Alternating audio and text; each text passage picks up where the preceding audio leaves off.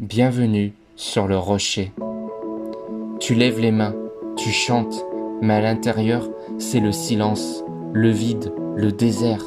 Tu vois les autres pleurer, tressaillir, tomber à genoux. Et toi, rien. Aucune émotion, aucun frisson, juste une sorte de distance. Et là, une question surgit. Est-ce que c'est moi le problème?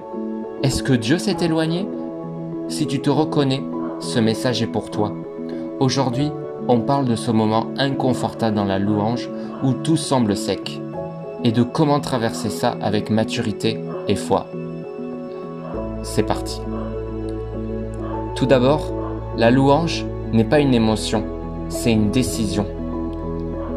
Mon âme bénit l'Éternel, que tout ce qui est en moi bénisse son saint nom. Psaume 103 au verset 1. David parle à son âme. Il ordonne à son être intérieur de louer Dieu, même s'il ne ressent rien.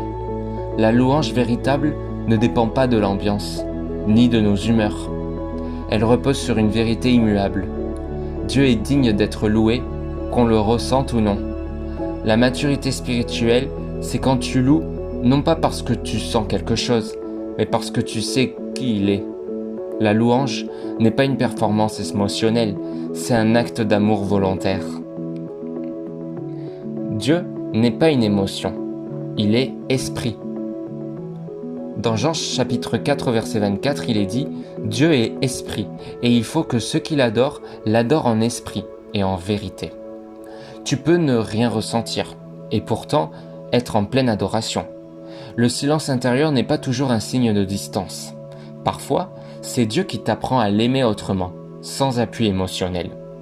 Il veut t'enraciner dans la foi, pas dans les sensations, car les émotions changent, Dieu lui ne change pas. Dans Actes chapitre 16, Paul et Silas louent Dieu en prison, battus, liés dans la souffrance, pas de guitare, pas de lumière tamisée, pas d'émotion agréable, et pourtant, ils louent. Et c'est là que Dieu agit puissamment. La louange authentique, c'est parfois dire « Je ne te vois pas, je ne te ressens pas, mais je te fais confiance. » Ce genre de louange touche le cœur de Dieu. C'est une louange qui ne cherche pas à recevoir, mais à offrir. Mais comment retrouver la profondeur dans la louange? Commence par la gratitude simple. Liste tout ce que Dieu a déjà fait dans ta vie, même les petites choses. Prends un verset et médite-le pendant la louange. Ne te précipite pas dans les chants. Laisse la parole nourrir ton adoration. Ose t'arrêter. Parfois, mieux vaut une minute de silence sincère qu'un chant chanté par habitude. Fais cette prière simple.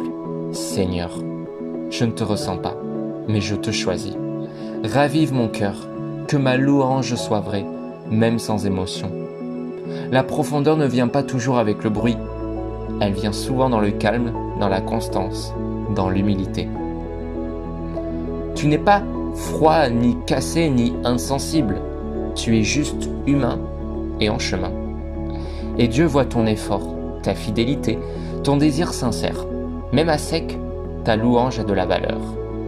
Elle devient un sacrifice vivant, une offrande authentique. Alors, continue. Même si c'est difficile. Parce que Dieu ne cherche pas des émotions. Il cherche ton cœur. Si ce message t'a plu, n'hésite pas à t'abonner et à liker. Et on se retrouve demain pour un nouvel enseignement biblique.